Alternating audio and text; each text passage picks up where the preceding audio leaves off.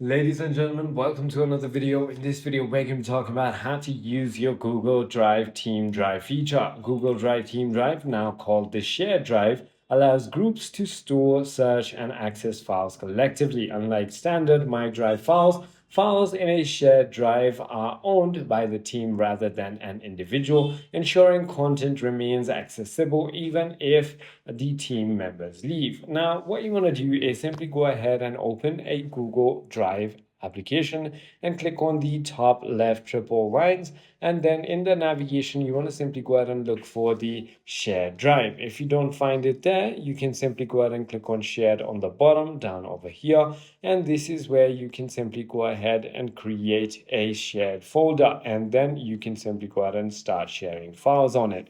So it is as simple as that. I hope this video clarifies everything for you. If you have further more queries, feel free to comment down below, and I'll